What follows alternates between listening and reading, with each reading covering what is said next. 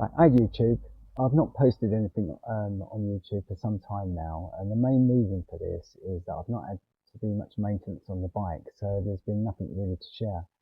Um, I've now had the NC750 for 3 years. Well, I would have had it on the 26th of January, 3 years, so it's next week or whatever.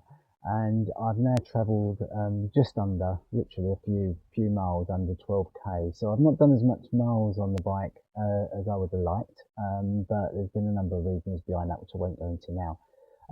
But it's just come back from its first MOT, and unsurprisingly, it flew through without any advisories. It went through really, really easily, so that's good, and that means I'm good to ride for next year. I do have a number of trips planned, and I might share them with you as the year goes on.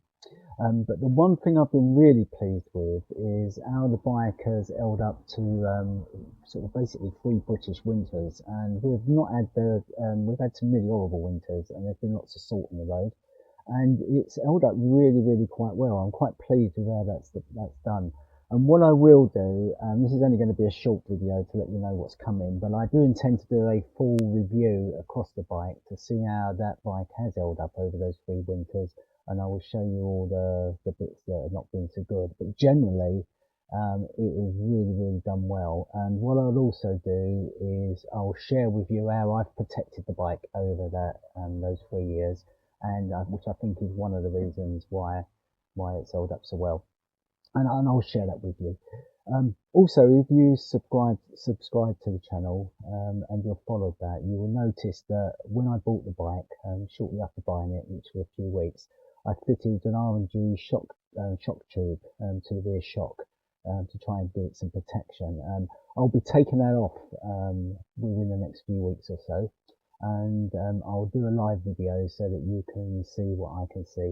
It's going to be really interesting. I'm interested to see how that shock tube has performed, because like I said, I've cared for the bike over the last 3 years of my ownership, and the shock I've done nothing with. I just wet that shock tube on, and hopefully it's protected the shock. It may not. There may be a bag of rust under it. We'll find out. But that's something to potentially look forward to, and I'm interested to see how that's performed. If it's done well, it'll go back on, but if the shock is looking a bit cruddy, then it won't, because it's not been cleaned at all in its 3 years. In 3 years I've had it. Well, there's just a small taster of what's to come. The other thing is, I plan to do some trips this year, and the mileage is going to go up. And the bike's going to need its 16k service, which I believe is one of the bigger ones. It involves the valve checks and a valve adjustment if needed.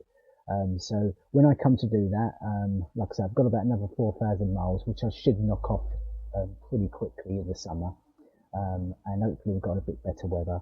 And then I'll share how I do that full service, and hopefully the valves will be in, well, the valve clearances will be in good nick. Anyway, that's all I've got for you for now. Like I say, if you're interested in seeing anything that I've got planned, you know what to do. Hit that subscribe button, and that way you won't miss the videos as they come up. And hopefully I'll have the rear shock one and the full review one done within the next few weeks, if the British weather allows me to do that, because it's been pretty wet and miserable here at the moment. Anyway, that's all, and I'll speak to you shortly.